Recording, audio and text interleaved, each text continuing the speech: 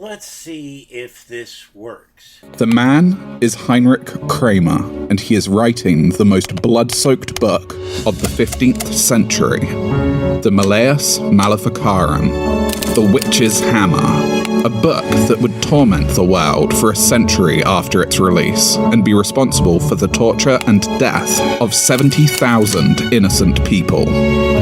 Treating of three necessary concomitants of witchcraft, which are the devil, a witch, and the permission of Almighty God. He goes on to say that female empowerment would bring on the apocalypse. He even made the title of the book Female, to hammer home his point. Malleus Maleficarum is a hammer used only on women. So,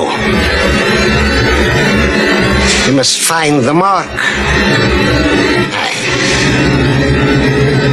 We must find the mark.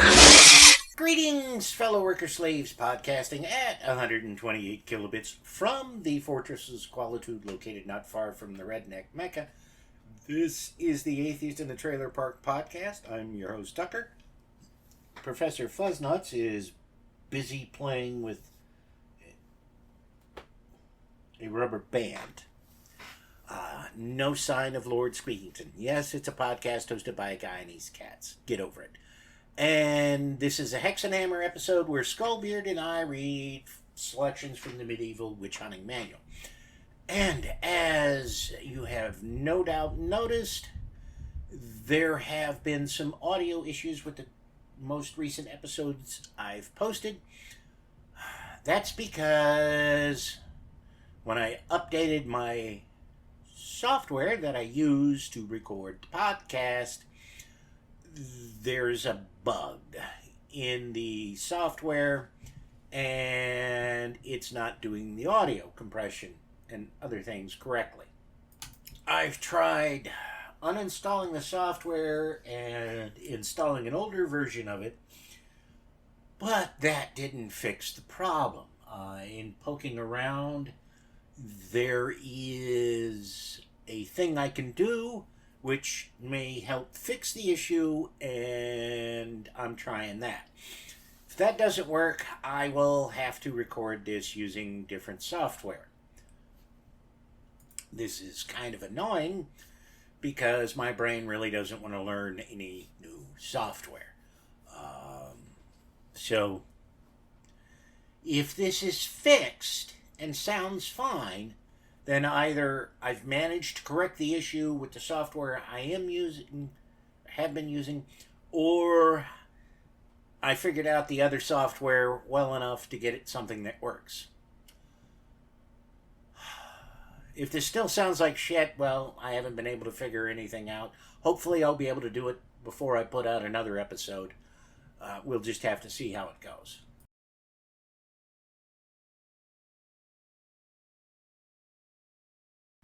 As for other interesting things that have been going on around here, well, I don't know. I think I mentioned on one of the previous episodes that the bike had a flat and I had to fix the tire, and that was a bit of an experience. Not an unusual experience because I've dealt with fixing flats on the bike before, or my other bike before, but it still wasn't a lot of fun. I did, however, I got some fenders for the bike, put those on, and I don't know if I mentioned this before or not, but yeah, I did mention part of this. You know, I said that nobody makes saddlebags or panniers for bikes that you can use with a basket like I have on the back of the bike. So I got these knockoff Pelican cases from Harbor Freight to use as panniers. And I finally got them mounted. They're not quite perfect on the bike yet. I'm going to have to make some adjustments to them. But they should work well enough without a whole lot of trouble. It's just been way too fucking hot for me to deal with that. Yeah, I mean, it has been in the 90s this past week. That's freedom units. You know, for those of you in the civilized parts of the world, that's over 40 Celsius. So I haven't really felt like being outside and doing a lot. But they're on there, and once I get them, a few minor things done with them, then I'll be able to load them up with my bike tools, so I won't be carrying them around in my backpack, which will ease my back. If I can stick the image with this episode like you're supposed to be able to do, I will, so you get an idea of what the bike looks like. It is honestly, I'm really surprised nobody makes something like that for bicycles. And I was out and about today and noticed a motorcycle that had some hard-sided panniers on it, and I was like, hey, maybe look at the motorcycle options to see if I could adapt them. And yeah, there are some, in checking Amazon, that would have allowed me to have panniers and the rear basket like I have now, but they were all like $300 and $400. So it's, and I paid, I think, $30 for each imitation Pelican case, plus whatever for the mounting hardware, which was, $10 total, roughly, I think. And the reflector stickers I put on it were, I don't know, maybe another $10. Still way fucking cheaper than the motorcycle stuff. So, yay me. But it's really surprising nobody makes stuff like that for bicycles.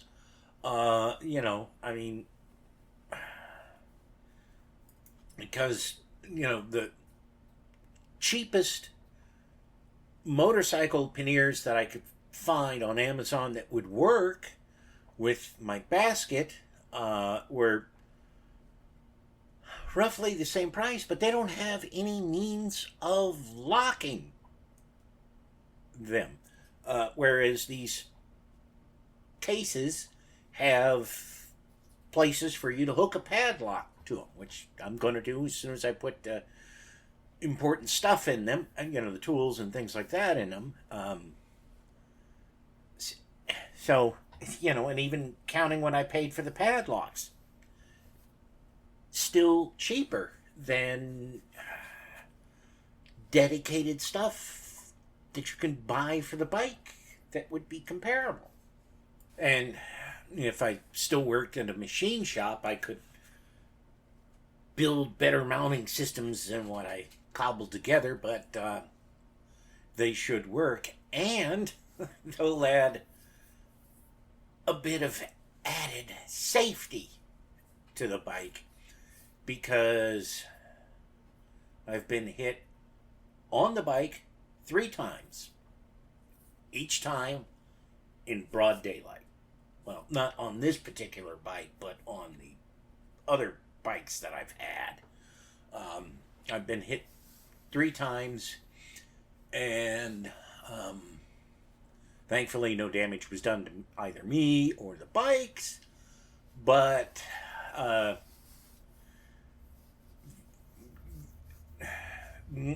2 of those impacts were from the side, and if I'd had these things mounted to the bike then it would have been, yeah, it would have been the containers that got hit and not the bike. So in theory, it would have, if I had been hit hard enough to damage the bike, it would have damaged those before they damaged the bike. I don't know, and hopefully I'll never get hit hard enough to find out. I just find it amazing that every time it's been in broad fucking daylight and not at night.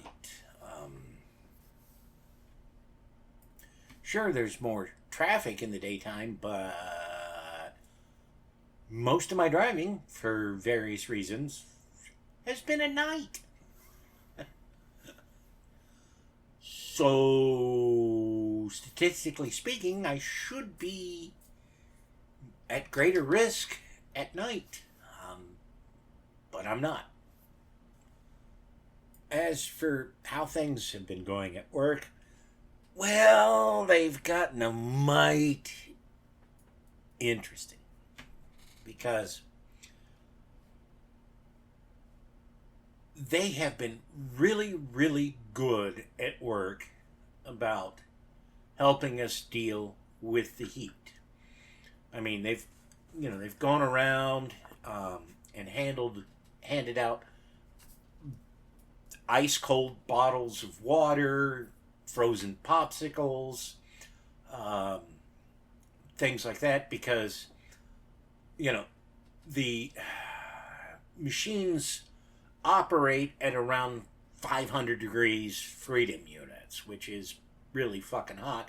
And even with AC in the building, you can't cool the place down that much. You just can't. But the other day, they said, well, we're no longer going to be giving out bottles of water or popsicles to people. And it's like, okay, guys, you do know that it's still going to be fucking hot. And traditionally, August has been one of the hottest months in Tennessee. And we're barely halfway through it. And the forecast for the upcoming week is not significantly cooler than it has been. And let's face it, well, supposedly Tennessee is the hardest state in the country to predict the weather. I don't know if that's true or not, but I do know that the local media has a terrible track record when it comes to predicting the weather. But anyways, it's still going to be real warm, and I have a feeling if the company doesn't hand out water bottles to folks, a whole lot of people are going to quit. I mean, most of my shift are temporary employees, because second shift at this place, for whatever reason, has a really high turnover rate. I don't know about the other shifts, and the overwhelming majority of people on my shift, I haven't figured out the numbers for the other two shifts, but on my shift, the overwhelming majority of people are all Latino. And the thing, I may have mentioned this before on the pod, but if I have, it's been years and years ago. One of the really amusing things I found about living in Tennessee is that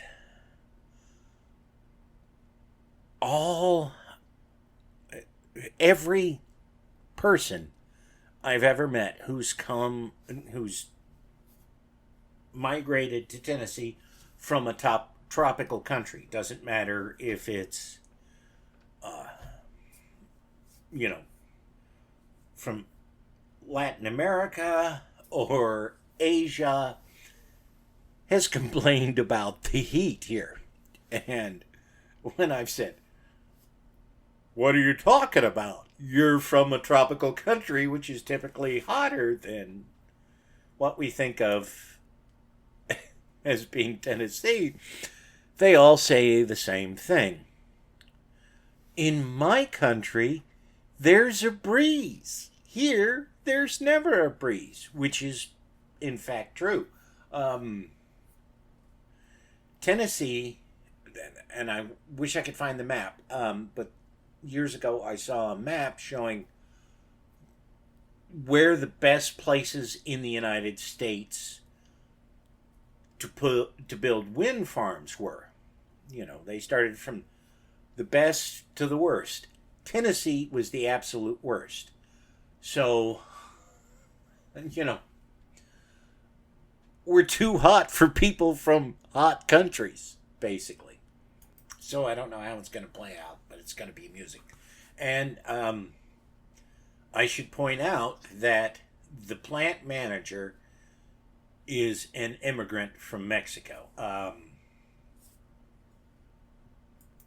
I forget how long he's been in the U.S., but he's been here for a decade or so. Not that it really matters, but just I find it worth mentioning since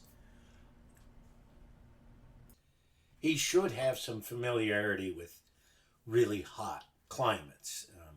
In addition to being from Mexico, I don't remember how many years, but he worked in a facility in Texas for somebody. He's had a variety of jobs over the years, some of which have been in the plastics industry and some of which have been in manufacturing of other types. But we'll see how it goes. Anyways, that's enough of my rambling. Let's get to Skullbeard and I reading more from Hexenhammer. So you need the link? Are we at part 2, question 2, chapter 1? We is. The remedies prescribed by the Holy Church against incubus and succubus devils? This sounds promising. Yes, not quite as promising if it told you how to summon them, but maybe it's a reverse the polarity thing. In the foregoing chapters, on the first question, we have treated of the methods of bewitching men, animals, and the fruits of the earth, and especially of the behavior of witches in their own persons, how they seduce young girls in order to increase their numbers. What is their method of profession and of offering homage, how they offer to devils their own children and the children of others, and how they are transported from place to place. I swear that was one fucking sentence. Now I say that there is no remedy for such practices unless witches be entirely eradicated by the judges, or at least punished as an example to all who may wish to imitate them. But we are not immediately treating of this point, which will be dealt with in the last part of this work, where we set forth the 20 ways of proceeding against and sentencing witches. Okay. Must be 20 ways to sentence your witches. However that old Simon's song went. To the tune of 50 ways to leave your lover? Yeah. For the present, we are only concerned with the remedies against the injuries which they inflict. And first, how men who are bewitched can be cured. Yeah, fuck the women. We don't give a shit about that. Yeah, not at all. Secondly, beasts. And thirdly, how the fruits of the earth may be secured from blight or phylloxera. Again, no mention of women, so they pretty much just don't give a shit. Nope, not at all. Not in the least. Not really surprising, considering, the whole Catholic Church thing. Pretty low priority. Yeah. With regard to the bewitchment of human beings by means of incubus and succubus devils, it is to be noted that this can happen in 3 ways. Really? Tell me more. First, when women voluntarily prostitute themselves to incubus devils. Secondly, when men have connections with succubus devils, yet it does not appear that men thus devilishly fornicate with the same full degree of culpability. For men, being by nature intellectually stronger than women, we are more apt to abhor such practices. Have you met men?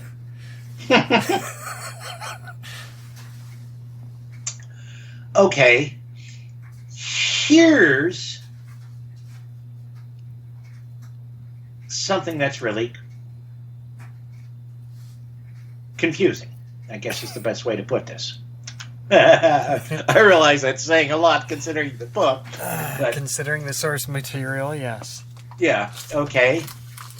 I looked up Phylloxera. I'm gonna guess it's a crop disease. Some kind of pestilence. It's basically like an aphid that attacks grapes. Oh, okay. It was completely unknown in Europe until 1898. Wait, what? Or something along the lines of over 300 years after this work was written. Mm-hmm. So I don't know what's going on there, whether it's a mistranslation or a later interpretation. It could be a later interpolation because this was translated in when exactly? Sometime in the 1800s. Mm-hmm. But the Phylloxera, it was unknown in Europe until 1898. I mean, that's when the first time it showed up. It's a North American plant disease or pest and disease. So, well, if it's an aphid, it would be a pest.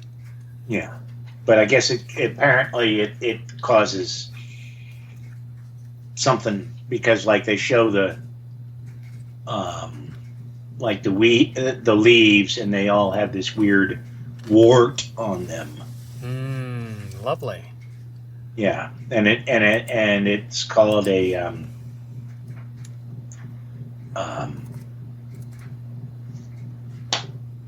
disease, even though it is an insect. But apparently, it was completely. I mean, from skimming this, it was like completely unknown until let's see here, because the wiki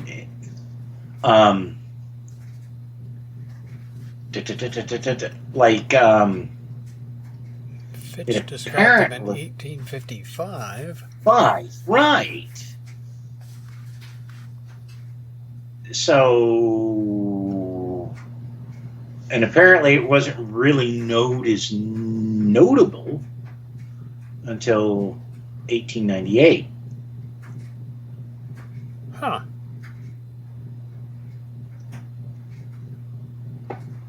Or so. And I don't remember when this thing was written that we're talking. This version, that later dipshit. Yeah, no, it said something about.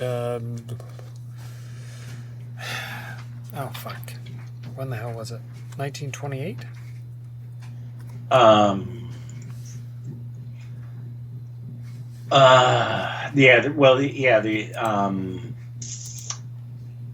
me see here. Date of issue. I'm pulling up the wiki entry on the book.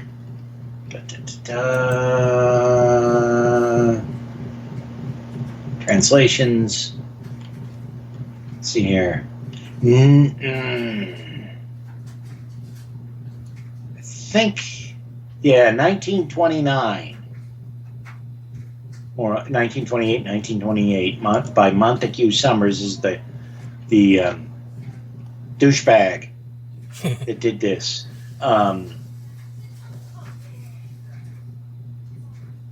Yep. Oh, and have you seen the guy's picture? No, maybe. Oh,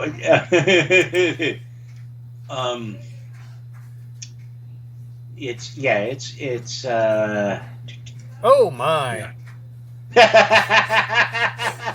I take it you found his wiki entry. Yeah. I mean, No diggity. sort of a young Ozzy Osbourne. Almost. Kinda. Maybe? No. Well, I don't know. Well, a younger Ozzy Osbourne than now. Mm-hmm. With a little, How old is Ozzy? Wait, I can. like 9,000.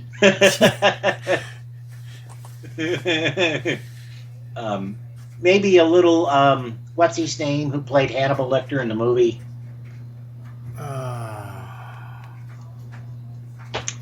Anthony. No. Hopkins. Hopkins. Yeah, there we go. Yeah. Sort of a young Anthony Hopkins. Yeah, that's it. The unholy love child between Ozzy Osbourne and Anthony Hopkins. Yep. And I think both of them would agree with that statement. Mm-hmm. Yeah. Ozzy's in his 70s, I think. And he's not doing too well. He can't perform anymore. His back is so far gone. Yeah. And Aerosmith. Okay, he's 75. He was born in 48. Wait, what's the date? Montague Summers died in 1948 at the age of 68. December 3rd, 1948? Oh well. Yeah, but there's, like they have a period of time, according to, according to a lot of groups that believe in reincarnation. Mm-hmm. You die, and then you have to, like wait a little while before you can reincarnate. Well, depends on what kind of person you were. Yeah. I'm guessing this guy wasn't very good. You think? Just a little bit. Oh, have you? No, you probably haven't seen it. The movie Dead Again. I don't believe so, no. Robin Williams. Oh God, what's his name? He did all the good Shakespeare movies. He's the director. He did one of the Thor movies, and he was married to Emma Thompson. I have no idea. Oh God, what the hell was he? What the?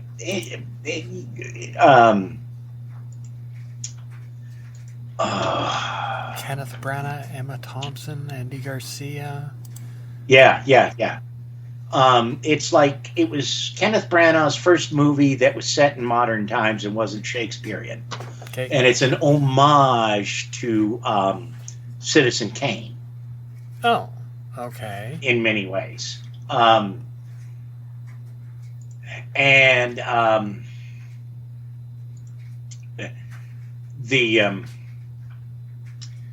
There's a subplot that involves reincarnation, and I think one of the characters, I forget if it's Robin Williams or not, but one of the characters says something like, "But I thought if you were an asshole when you came back as like a rat."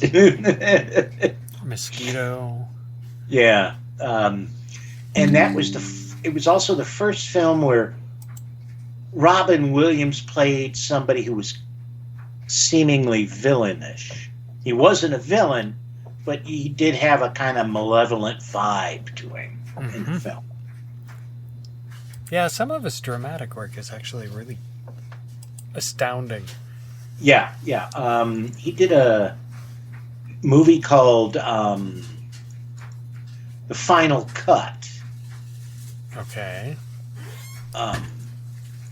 which he wasn't a villain in that, but it was a dramatic role, and he was really, really good in that. That movie had the problem they just didn't know how to end it. And then he did a movie called 1 Hour Photo, where he's sort of this ambiguous figure in the movie as to what his motivations are. But The Final Cut is really, really cool. Great concept. They just did not have an ending for it. All right. Back to this. There is in the town of Koblenz a poor man who is bewitched in this way. In the presence of his wife, he is in the habit of acting after the manner of men with women. That is to say, of practicing coition, as it were. And he continues to do this repeatedly, nor have the cries and urgent appeals of his wife any effect in making him desist. Oh, that's problematic. No.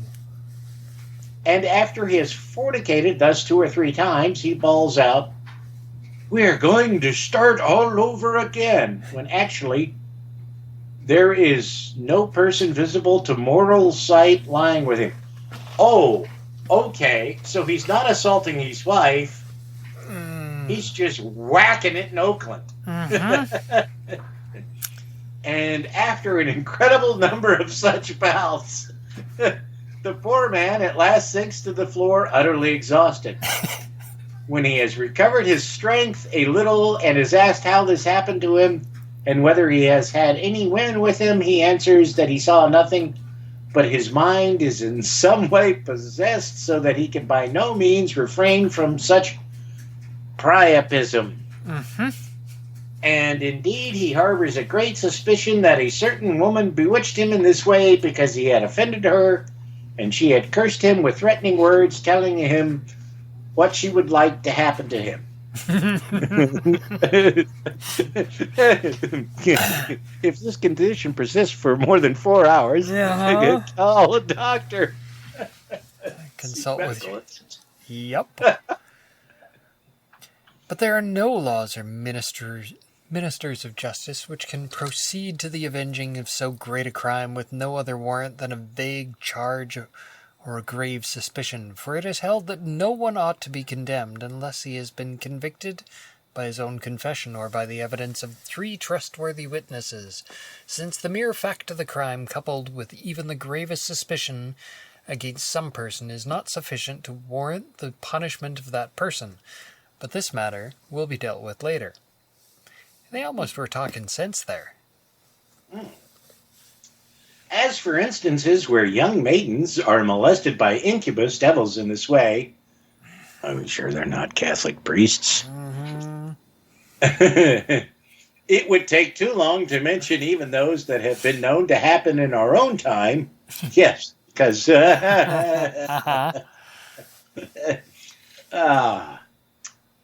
For there are very many well-attested stories of such bewitchments. She'll fuck the devil, but she won't fuck me, the whore. But the great difficulty of finding a remedy for such afflictions can be illustrated from a story told by Thomas Brabant in his book on bees. Yes, because that's what I think of when I pick up a book on bees. Fucking demons. I saw, he writes, and heard the confession of a virgin in a religious habit, who said at first that she had never been a consenting party to fornication, but at the same time have been known in this way. This I could not believe, but narrowly charged and exhorted her with the most solemn adjurations to speak the truth on peril of her own on peril of her very soul. At last, weeping bitterly, she acknowledged that she had been corrupted rather in mind than in body, and that though she had afterwards grieved almost to death and had daily confessed with tears, yet by no device or study or art could she be delivered from an incubus devil, nor yet by the sign of the cross, nor by holy water, which are specially ordained for the expulsion of devils, nor even by the sacrament of the body of our Lord, which even the angels fear. But at last, after many years of praying and fasting, she was delivered. Okay. So, what good is having fecal-filled holy water if, when you sprinkle it on somebody, that doesn't fix them? It doesn't get rid of the devils? Yeah, The horny devils? Oh, no. Now I gotta find that clip. Oh, God. The Witches of Eastwick, Jack Nicholson version, and they're like, "Who are you?" "I'm just your average horny little devil."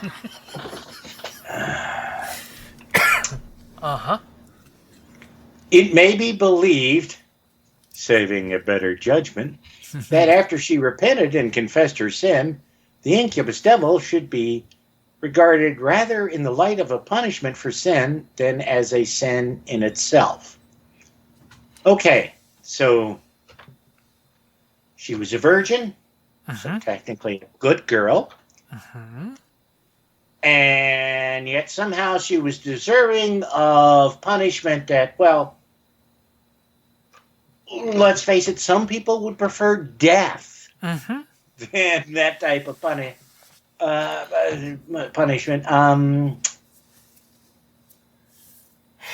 Any god that would allow that? Not worth my time. No, No. not at all. And he did specifically sign off on anything the devils do. So whatever. Yeah. That's kind of his bag. A devout nun named Christina, in a low country of the Duchy of Brabant, told me the following concerning the same woman. On the vigil of one Pentecost, the woman came to her complaining that she dared not take the sacrament because of the importunate molestation of a devil.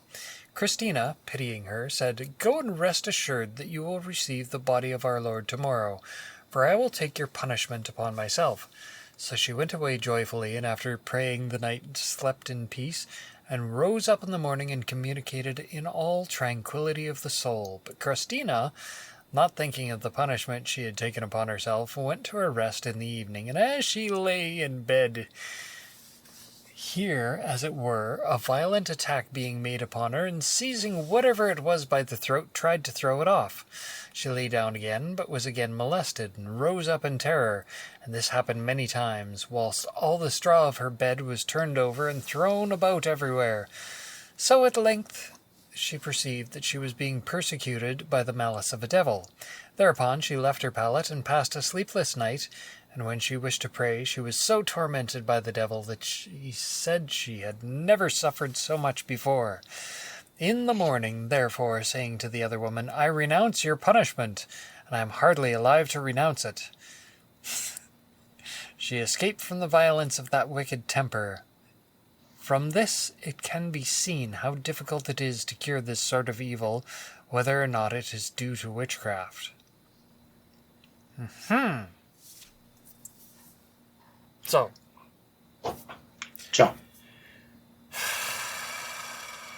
That's some pretty fucked up shit, man. Yeah. Yep. Oh, boy. However, there are still some means by which these devils may be driven away, of which Nieder writes in his Formicarius. He says that there are 5 ways by which girls or men can be delivered. First, by sacramental confession. Second, by the sacred sign of the cross, which is what? Spectacles, testicles, watch, wallet? Yep, or something wallet? like that. Yeah. I'm not a Catholic. I've never had to do that thing, so Nope. I don't really know. But she who thinks she must be obeyed kind of grew up kind of Roman Catholic-ish a little bit. Apparently it's north, south, east, west. Something like that. I don't know. or by the recital of the angelic salutation. No fucking clue what that is. Third, by the use of exorcisms. Fourth, by moving to another place. And fifth, by means of excommunication prudently employed by holy men. Yeah, okay, we know you're acting like a shit because you're possessed by a demon, so we're just going to excommunicate you from the church, and that'll get rid of it, but fuck you anyways. Pretty much. I guess, I don't know. It is evident from what has been said that the first two methods did not avail the nun, but they are not on that account to be neglected, for that which cures one person does not necessarily cure another. Sounds kind of unscientific to me. Yeah, just a little bit. Yeah. Double blind. And conversely, and it is recorded fact that incubus devils have often been driven away by the Lord's Prayer or by the sprinkling of holy water, which we've earlier said doesn't actually work, but so whatever. And also, especially by the angelic salutation. Sup, God? I don't know. Yo, Big G! How's it hanging? Hanging from the Big T? The OG from the OT. Yeah. For Saint Caesarius tells us in his dialogue that after a certain priest had hanged himself, his concubine entered a convent, where she was carnally solicited by an incubus. She drove him away by crossing herself and using holy water. Yet he immediately returned, but when she recited the angelic salutation, he vanished like an arrow shot from a bow. Still he came back, although he did not dare to come near her, because of her Ave Maria. There we go. Yeah. Hallelujah. Apparently, the angelic salutation is by Thomas Aquinas. Oh, okay. And it has three parts. One, Hail, full of grace, the Lord is with you. Blessed art you among women. Well, okay. Okay. Does it? I mean, I'm sort of don't have the bits sure. for that. Yeah. The other part was given by Elizabeth, the mother of John the Baptist, namely, "Blessed is the fruit of your womb." Okay, ain't got one of those. Nope.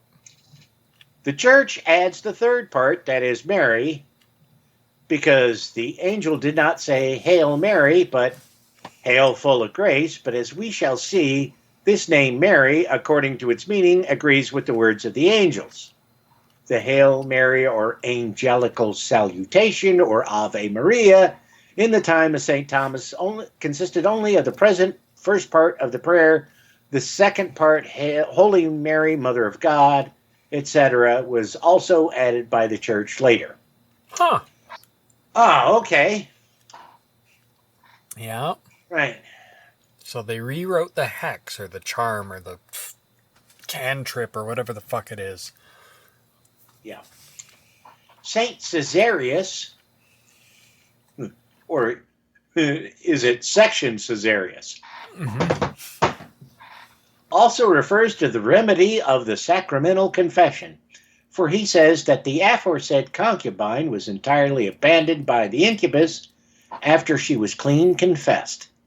He also tells of a man in Leyden who was plagued by a succubus. That sounds horrible. And was entirely delivered after sacramental confession. Uh-huh. Although, considering the time period, he might have really had to be concerned about protein loss. Mm-hmm.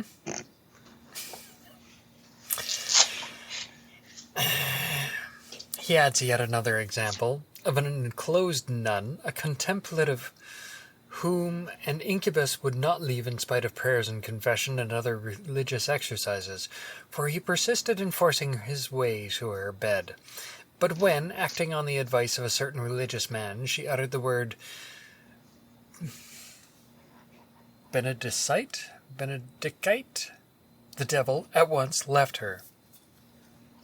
It's good to me. Wingardium Leviosa.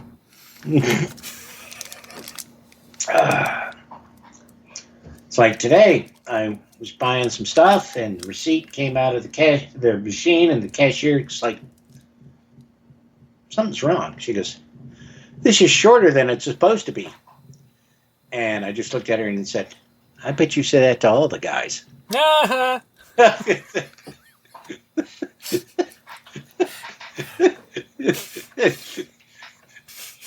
And she stopped and she started laughing. I said, I'm sorry, I just couldn't help myself. I mean, it's a great setup. Of the fourth method, that of moving to another place, he says that a certain priest's daughter. Okay, I have questions. How does a priest have a daughter? I understand the biology behind it, but if you're supposed to be celibate, how you got the kid?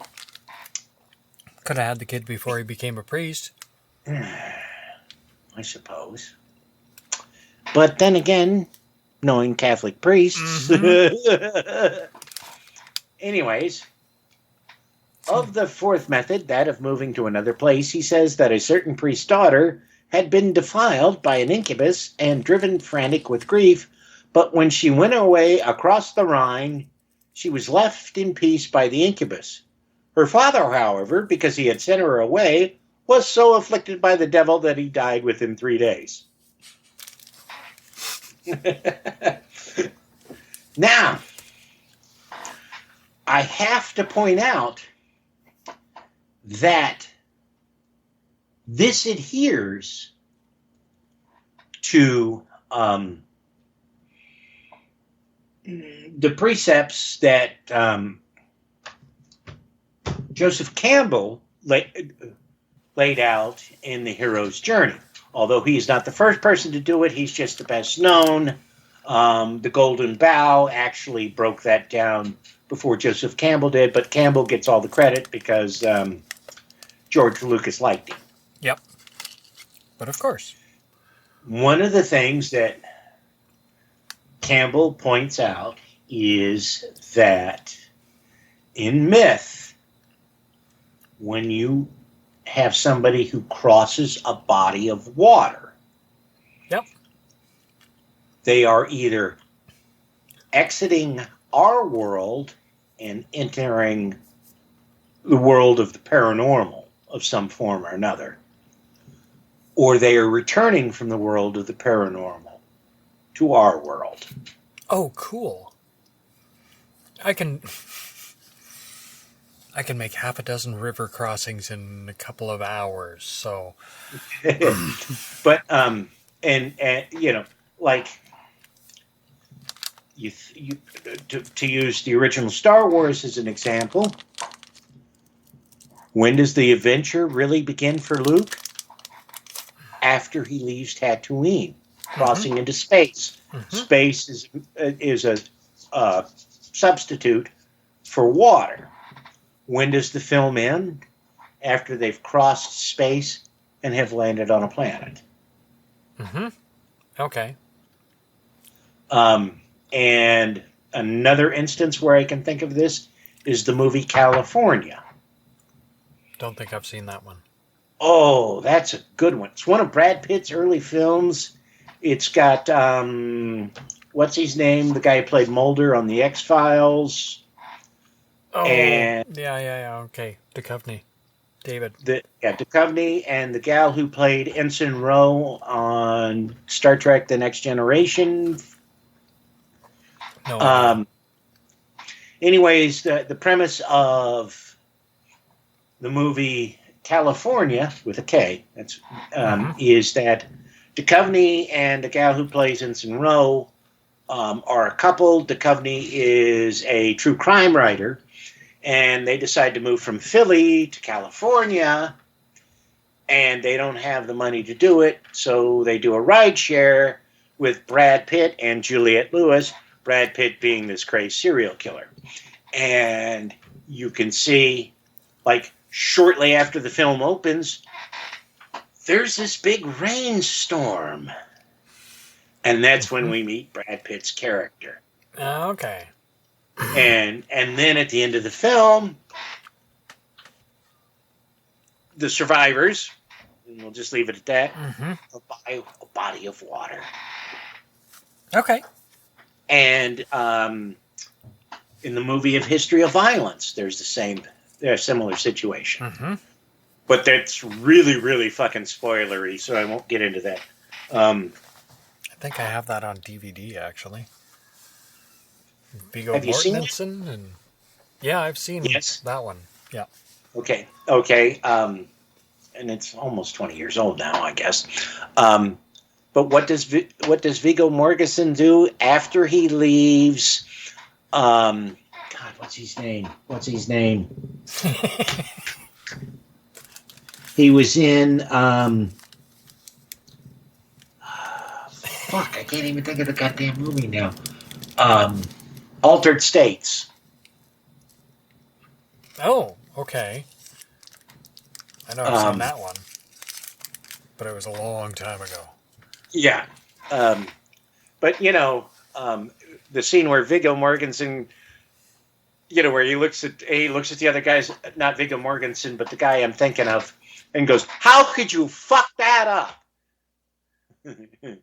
But, anyways, what does Viggo Mortensen do after he leaves dude's house? Bathes in the pond right outside. Thus returning to our world. Okay, that's some pretty fucked up shit. Yeah. But whatever. Okay. Superstitions. I ain't superstitious. He also maintains a woman who is often molested by an incubus in her own bed and asked a devout friend of hers to come and sleep with her. She did so, and was troubled all night with the utmost uneasiness and disquiet. Then the first woman was left in peace. William of Paris notes also that incubus seem chiefly to molest women and girls with beautiful hair, either because they devote themselves too much to the care and adornment of their hair, or because they are boastfully vain about it, or because God, in his goodness, permits this, so that women may be afraid to entice men by the very means by which the devils wish to entice men. Really? It all comes down to good hair? Hair politics? So, if she's got fucked up hair, she's safe because ain't no demon getting her.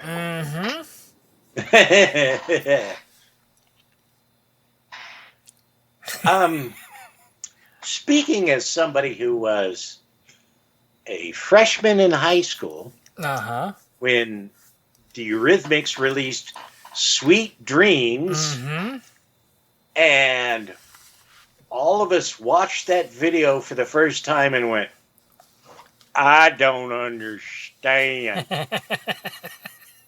That's a woman, but she got short hair and she's wearing men's clothes.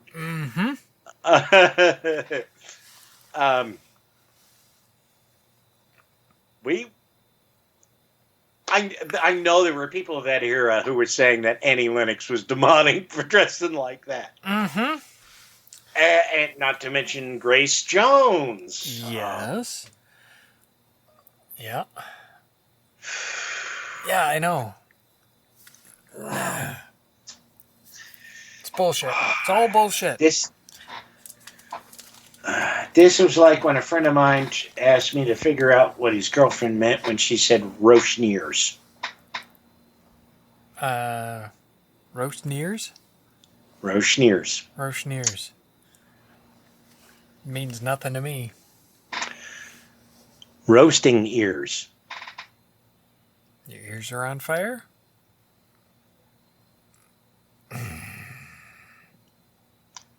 Corn on the cob. Oh, Jesus. Okay. That gal's family tree, I would be willing to wage significant sums of money resembled a telephone pole. Mm-hmm. She looked like the banjo player from Deliverance. Oh my god. Her sister looked like Beaker from The Muppet Show.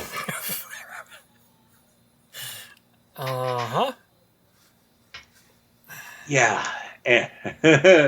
She's the one that I ran into years later, and it's like, your boyfriend looks identical to me. And then I ran into a few years after that, and your boyfriend is dressing the way I was dressing the last time I ran into you. That's some really creepy shit.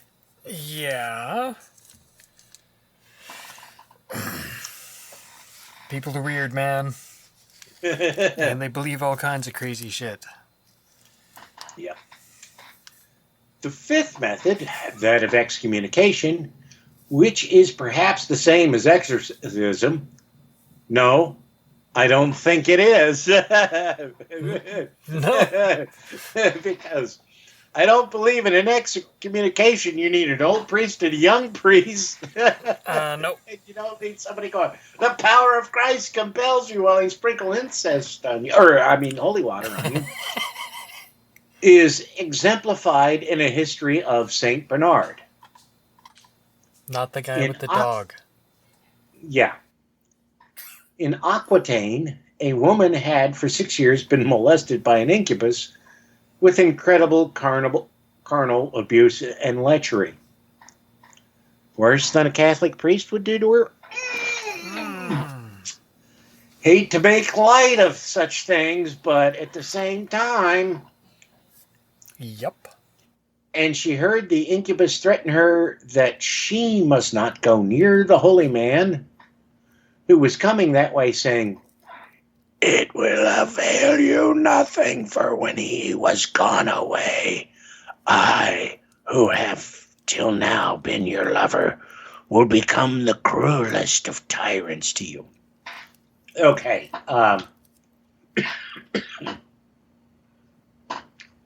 First of all, previously just said that she was pretty much abused, so what could you do worse? I don't know. Maybe he's into bondage or some shit. But why wasn't he already doing that? Nonetheless, she went to St. Bernard, and he said to her, "Take my staff and set it in your bed, and may the devil do what he can." Oh, so toys. When she had done this, the devil did not dare to enter the woman's room, but threatened her terribly from outside, saying he would persecute her when St. Bernard had gone away. When St. Bernard heard this from the woman, he called the people together, bidding them carry lighted candles in their hands. Oh, that's going to feel real good. Oh, yeah. And with the whole assembly, which was gathered, excommunicated the devil. Wait. I'll bite. How does the devil go to mass and take communion and, forbidding him evermore to approach that woman or any other, and so she was delivered from that punishment. Well, lucky her. Yeah. Here it is to be noted that the power of the keys granted to St. Peter and his successors, which resounds on the earth, is really a power of healing granted to the Church on behalf of travelers who are subject to the jurisdictions of the papal powers. Therefore, it seems wonderful that even the powers of the air can be warded off by this virtue. It's a pretty strong boast there. You think? Yeah. But it must be remembered that persons who are molested by devils are under the jurisdiction of the Pope and his keys, and therefore it is not surprising if such powers are indirectly kept at bay by the virtue of the keys. Just as by the same virtue the soul in purgatory can indirectly be delivered from the pains of fire, inasmuch as this power availeth upon the earth, Aye, and to the relief of souls that are under the earth. Okay, so keys, right? Yeah. Yeah, I know, jingly keys. Jingly keys! Uh-huh. But it is not seemingly to discuss the power of the keys granted to the head of the church as Christ's vicar, since it is I guess they mean known, Yep. that for the use of the church, Christ granted to the church and his vicar as much power as it is possible for God to grant to mere man. So he's like And if you maxed. believe that, Do you have a bridge for sale, or is it some beachfront property in Nevada? why not both? Yeah, why not both? And it is piously to be believed that when infirmities inflicted by witches through the power of devils, together with the witches and devils themselves, are excommunicated, that those who are afflicted will no longer be tormented, and that they will be delivered all the sooner by the use of other lawful exorcisms in addition. Cool. See, you can get, like, bulk discounts. Well, here's my question. What's an unlawful exorcism? Well, I don't know. Maybe if they weren't qualified to do an exorcism. Back alley exorcisms. I think we may have a show title. Uh-huh. Gray market exorcisms. Ah, jeez. There is a common report current in the districts of the river Etch, as also in other places, that by the permission of God, a swarm of locusts came and devoured all the vines, green leaves, and crops, and that they were suddenly put to flight and dispersed by means of this kind of excommunication and cursing. Now, it any wish that this should be ascribed to some holy man and not to the virtue of the keys, let it be so in the name of the Lord. But of one thing we are certain, that both the power to perform miracles and the power of the keys necessarily presuppose a condition of grace in him who performs that act of grace, since both these powers proceed from grace granted to men who are in a state of grace. Amen. But how does Grace feel about these guys being in her? Yeah, I know, right? Again, it is to be noted that if none of the aforesaid remedies are of any available, then recourse must be had to the usual exorcisms. Oh, so not the graceful exorcisms and not the... Okay, whatever. Blood-seeker exorcisms? Mm-hmm. Of which we shall treat later, and if even these are not sufficient to banish the iniquity of the devil, then that affliction must be considered to be an expiatory punishment for sin, which should be borne in all meekness, as are other ills of this sort which oppress us, that they may, as it were, drive us to seek God. Oh, okay. So as long as they're coming to church and paying their tithes, it's all good. Again, you can fuck with the kids, just don't fuck with the money. Mm-hmm. Pretty much.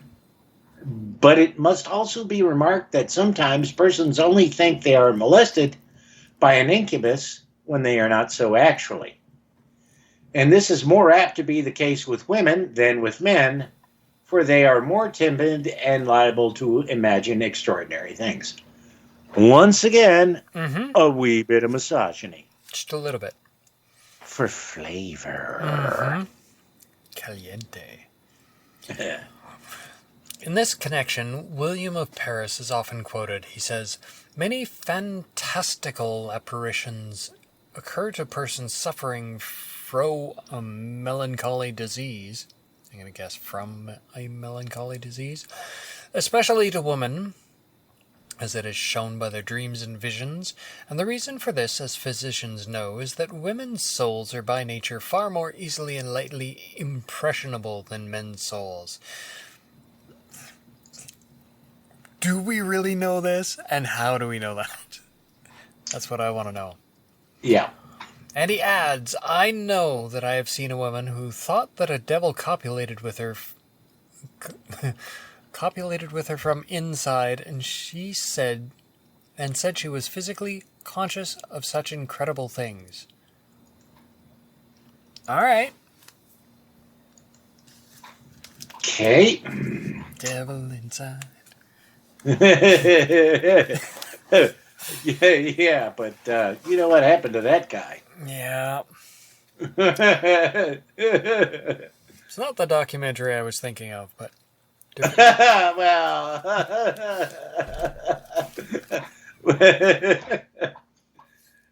there's just no good way to go on with that line of discussion. No, so we'll just at time.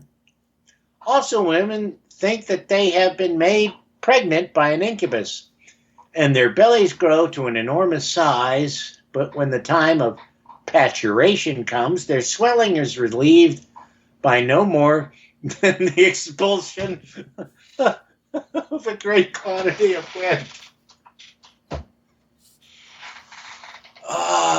What's the this is Spinal Tap album, that something of the wind? Mighty Wind. Break Like the Wind.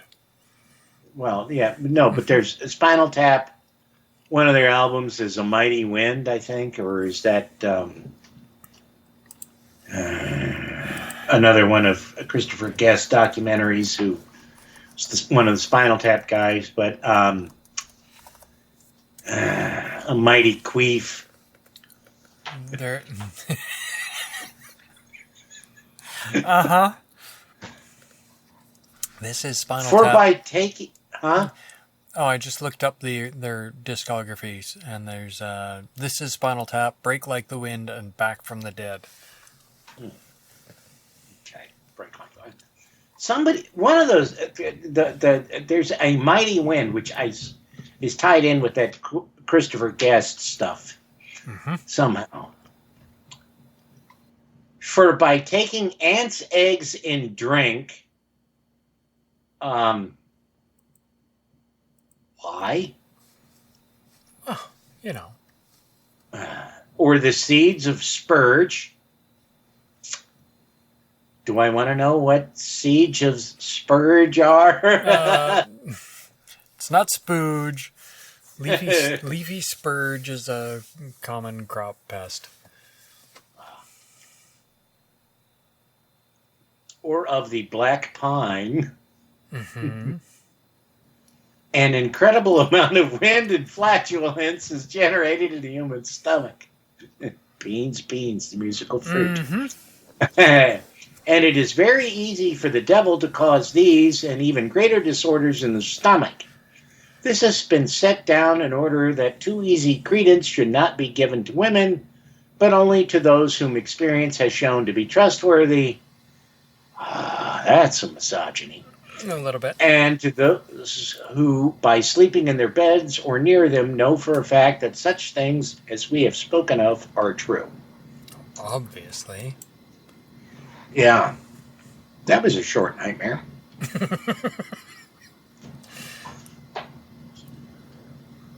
Hi, Faye.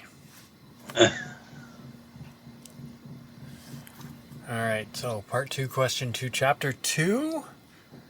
Remedies prescribed for those who are bewitched by the limitation of the generative power. Can't get it up. Mm-hmm. We have a pill for that now. Several of them, actually. As well as implants. Oh, yeah, and some kind of, chew? I don't know. Yeah. I worked with a gal who told me about her experiences with an ex of hers who had one of the implants. And she said it was really neat because depending on how much he squeezed a little bulb, he He could change the size. Oh. Interesting. She thought that was really, really neat.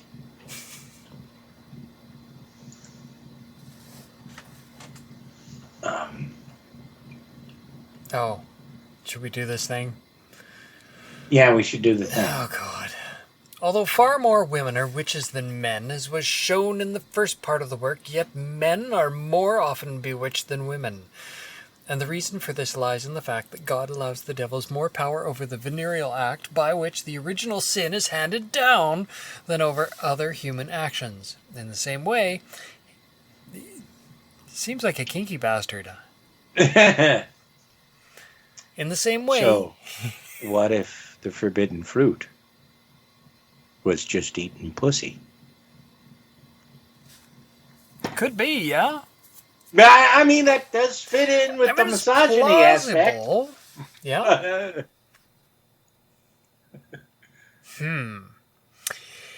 In the same way, he allows more witchcraft to be performed by means of serpents, which are more subject to incantations than other animals, because that was the first instrument of the devil. And the venereal act can be more readily and easily bewitched in a man than in a woman, as has been clearly shown. Yes, because men will fuck anything. Couches. Pretty much. For there are 5 ways in which the devil can impede the act of generation, and they are more easily operated against men. So, I could just picture J.D. Vance out shopping for my home furnishings. I want one of them, they're sexual couches. They're called sectional sofas? I don't care as long as I get a piece. There is a Vance furniture store somewhere. Yep. And I forget who it was, but they're like, they have the opportunity to do the most viral advertising campaign in human history. Yep. I think that might have been Phil Plait, actually. Well, he saw it, but didn't take a photo of it. And somebody said, oh, here you go. Here's the photo. Oh, nice. As far as possible, we shall set out the remedies which can be applied in each separate kind of obstruction. Ooh, so they're teaching us how to fight against cock blocking. And see, now this is good work. Doing the Lord's work for certain. And let him who is bewitched in this faculty take note to which class of obstruction he belongs. For there are 5 classes, according to Peter A. Palude, in his 4th book, Distribution 34, of the Trial of This Sort of Bewitchment. You ever get the feeling these guys are, like, padding it for length? Maybe. Maybe just a little bit. For the devil, being a spirit, has by his very nature power, with God's permission, over a bodily creature, especially to promote or to prevent locomotion. Yeah. So, by this power, they can prevent the bodies of men and women from approaching each other, and this either directly or indirectly. Directly, when they remove one to a distance from another, and do not allow him to approach the other. Indirectly, when they cause some obstruction, or when they interpose themselves in an assumed body. So it happened that a young pagan who had married an idol, but none the less contracted a marriage with the girl, but because of this he was unable to copulate with her, as has been shown above. Whatever, I don't remember that story. Yeah, I mean, there's been a couple of them where dude's not been able to get his freak on with his wife, but I don't remember dude marrying an idol, but whatever. Secondly, the devil can inflame a man towards one woman and render him impotent towards another. Okay, but isn't this what you technically want? You want somebody to be lustful towards their wife, but no other woman, because as Christ says in the Sermon on the Mount, Yeah, yeah. If you look at a woman with lust in your eye who is not your wife, you have committed adultery. And that was one of the things when I heard that in church, I was like, oh, so this is all bullshit. Yep. This is entrapment, man. And this he can secretly cause by the application of certain herbs or other matters which he well knows the virtue of this purpose. Well, don't bogart the herbs, man. Let us know what they are. Puff, puff, pass. I mean, come on. Yeah. Thirdly, he can disturb the apperception of a man or a woman so that he makes one appear hideous to the other. For, as has been shown, he can influence the imagination. So can beer, but what do I know? When you got your beer goggles on. Apperception. Mm-hmm.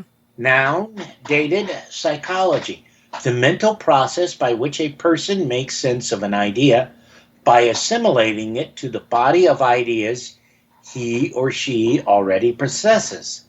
Fully conscious perception. An immediate apperception of a unity lying beyond. I like that word. Yeah, they've had some pretty good ones. Yeah.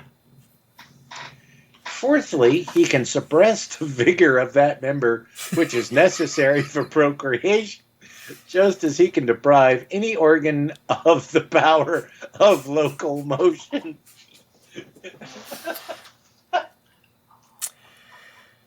Yep. So how do you suppress it? Do you choke it? I think you have to spank it. Fifthly, he can prevent the flow of the semen to the members in which is their motive power, by as it were closing the seminal ducts so that it does not descend to the genital vessels, or does not ascend again from them, or cannot come forth, or is spent vainly. Okay. Okay, so either he ties it off at the base, or he backs up before he dumps his load. Yep. One or the other. Which, the second one, is the sin of Onan. Yep.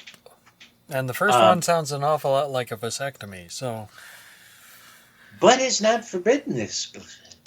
No. If you stop and think about it. Yeah, no. Totes cool. Totes cool.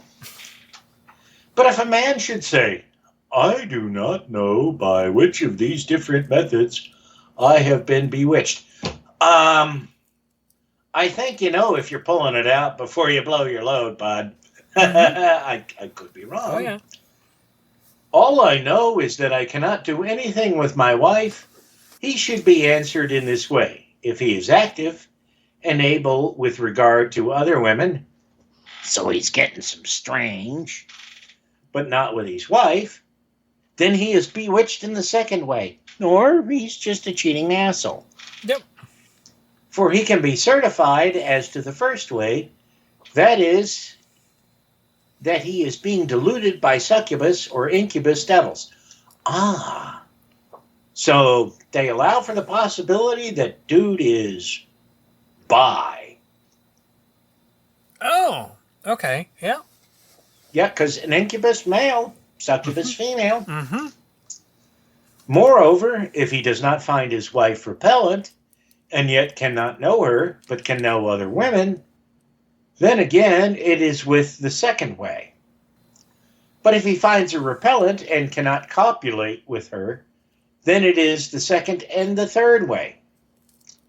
If he does not find her repellent and wishes to have connection with her, but has no power in his member, then it is the fourth way. But if he has power in his member, yet cannot emit his semen, then it is the fifth way.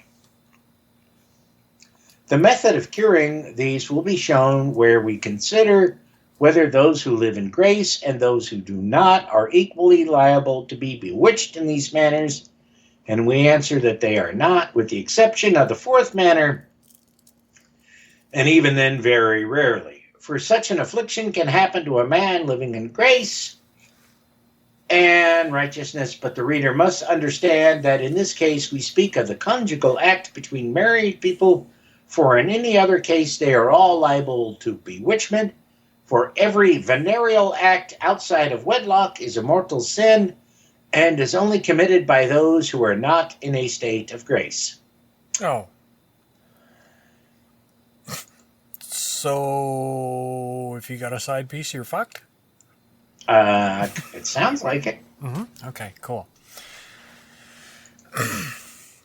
We have indeed the authority of the whole of scriptural teaching that God allows the devil to afflict sinners more than the just. For although that most just man Job was stricken, yet he was not so particularly or directly in respect to the procreant function. And it may be said that when a married couple are afflicted in this way, either both the parties or one of them is not living in a state of grace, then this opinion is substantiated in the Scriptures both by authority and by reason. For the angel said to Tobias, "The devil receives power against those who are given over to lust." And he proved it in the slaying of the 7 husbands of the virgin Sarah. So, oh! Is that Maccabees? No. We read that. Whatever it was, whether it was Maccabees or not. We read that. Yep. And Tobias, yes, because we've had this discussion, and it's actually Tobit in Tobit's Random Road Dog, if I'm not mistaken. Okay. Yeah, which was Heretic Woman was the one who helped me with that. And how do I miss her? Yep. Cassian, in his collation of the Fathers, quotes St. Anthony as saying that the devil can in no way enter our mind or body unless he has first deprived it of all holy thoughts and made it empty and bare of spiritual contemplation.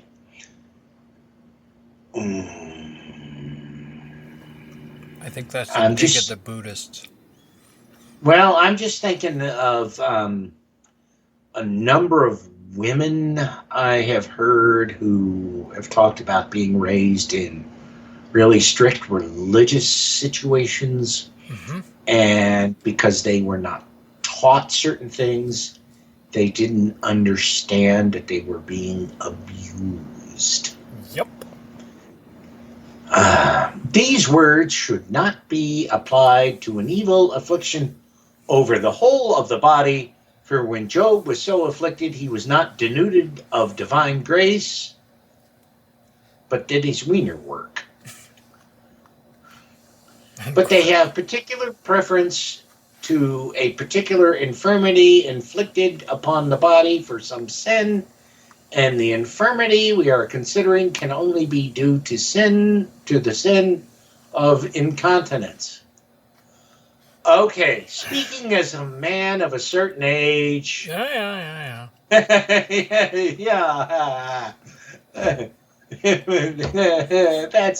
That's just cruel. I'm calling bullshit on this. Yeah. And as a matter of fact,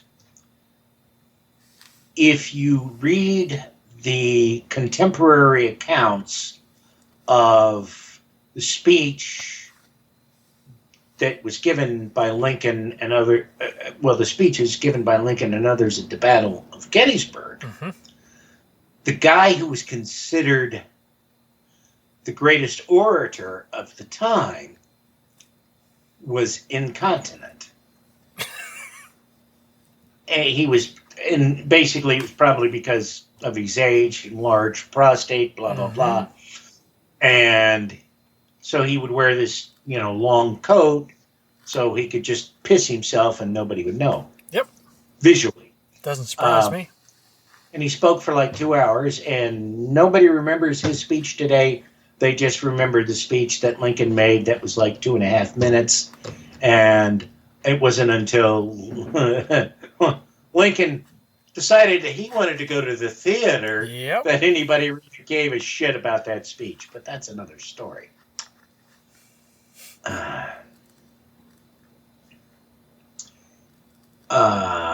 For as we have said, God allows the devil more power over that act than over other human acts because of its natural nastiness. Well, I don't know if you've seen what, the end result of having irritable bowel is. But it ain't nearly, but sex ain't nearly as nasty as what happens to you if you've got irritable bowel. Speaking from experience. And because by it the first sin was handed down to posterity, therefore when people joined in matrimony have for some sin been deprived of divine help, God allows them to be bewitched chiefly in their procreant functions. Because God's an asshole. The devil made me do it. That's it for this episode of the Atheist in the Trailer Park podcast. You can subscribe to the show on iTunes. It's also on Stitcher, and most of the episodes are on YouTube. Follow the show on Twitter at tparkatheist, and it's on Facebook at facebook.com/trailerparkatheist. You can email me at trailerparkatheist@gmail.com. Show notes can be found at tparkatheist.blogspot.com. If you happen to like the podcast, please rate it on iTunes.